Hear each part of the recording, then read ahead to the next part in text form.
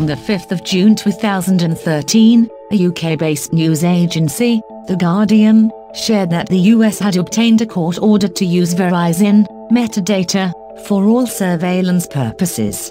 WikiLeaks, a non-profit media organization that provides a secure and anonymous way for sources to leak information to the journalists, had published The Guardian's investigation into government phone hacking. With intel from a NSA insider, The Guardian was now able to produce the document from the court that ordered Verizon to give all metadata to the NSA.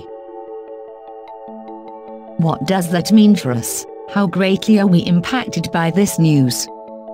Verizon is now available in over 500 markets, to more than 97% of the US population, and covers more than 300 million people in the US alone. Verizon, along with Traitor, which operates in over 30 countries and partners with over 50 more, is now being tracked by the NSA. The 6th of June, The Guardian reveals top-secret documents showing NSA had access to Microsoft, Google, Facebook, Apple and many other internet giants. With this access, the NSA can see emails, chats, videos, photos, stored data, file transfers, video conferencing, and IP addresses. This program is called PRISM. The 7th of June 2013, The Guardian reveals that the USA, along with the UK, are using fiber optics to survey possible targets. Each cable carries data at a rate of 10 gigabits per second. These tapped cables could deliver more than 21 petabytes a day. This is equivalent to sending all the information from all the books in the British Library 192 times every 24 hours. The 9th of June, Edward Snowden, who was currently hiding in Hong Kong, reveals himself as the NSA whistleblower. Edward Snowden, who worked for Booz Allen and Dell as a contractor for the NSA, had obtained numerous documents to bring to light the scope of tracking intelligence that the NSA was capable of using upon its citizens. Because even if you're not doing anything wrong, you're being watched and recorded, and the storage capability of these systems increases every year consistently by orders of magnitude, to where it's getting to the point you don't have to have done anything wrong. You simply have to eventually fall under suspicion from somebody, even by a wrong call, and then they can use the system to go back in time and scrutinize every decision you've ever made, every friend you've ever discussed something with, and attack you on that basis to sort of derive suspicion from an innocent life and paint anyone in the context of a wrongdoer. With so much of our time spent on social networks and our trust in technology companies, the NSA can practically track anything.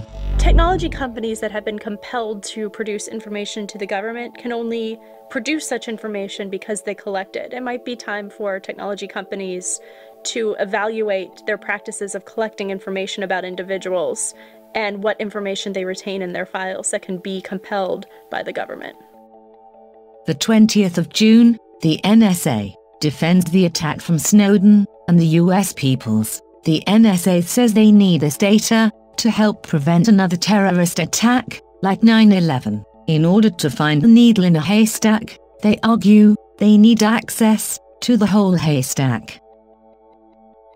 In the end, we can't be transparent about most of these issues, and we have to get comfortable with the idea that we're delegating to somebody the ability to learn the secrets, to review what's being done, and to determine whether it's being done properly. We cannot simply bring in everybody off the street and tell them what's happening. The 1st of July 2013, Snowden is accepted asylum in Russia. From July to current, the government and its people are doing exactly what Snowden had hoped, bringing to light these infringements on citizens' privacy and having a discussion about the moral ethics and justification of these programs. Some may view the program, PRISM, as the NSA doing its due diligence to protect the American people. My assessment and my team's assessment was that they help us prevent terrorist attacks.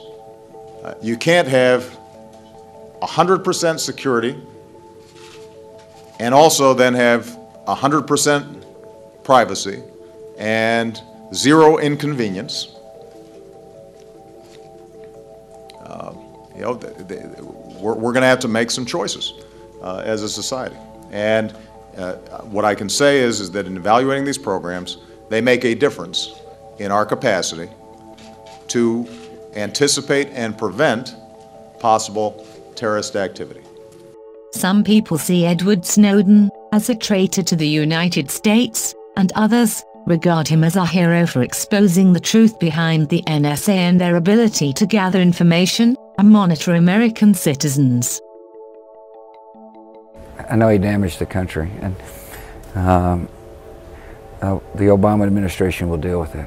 But do you think it's possible for one man to really damage the security of the nation? I think he damaged the security of the country. And when it comes to surveillance, there can be real-time understanding of what you're Googling. I put the program in place to protect the country, and one of the certainties is civil liberties were guaranteed. So you don't think there's a compromise between security and privacy? I think there needs to be a balance, and I think, as the President explained, there's a proper balance. He's a traitor. The President outlined last week that these are important national security programs to help keep Americans safe and give us tools to fight the terrorist threat that we face. The disclosure of this information puts Americans at risk. It shows our adversaries what our capabilities are, and it's a giant violation of the law.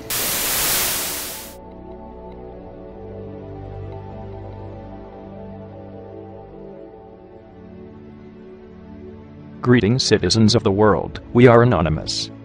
For many years now, we have warned the citizens of the world about the threats that government pose to the freedoms of the internet.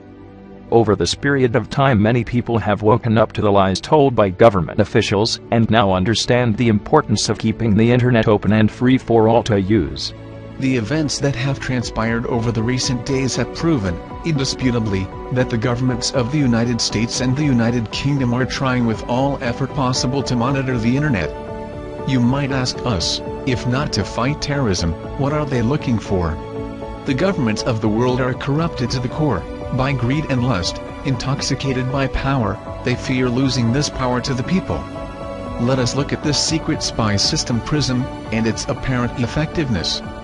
It has failed to stop terrorism, but has succeeded in monitoring everyone in the world, even law-abiding citizens.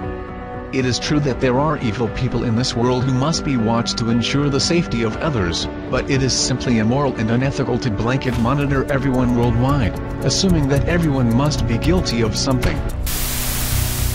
With so much of what we do every day requiring the ability to transfer information across fiber optic cables and radio frequency waves, all of which can be tracked and recorded, we have to ask ourselves, is it worth it to have these programs in place to help stop terrorism before it starts, or are these programs truly Big Brother, watching us?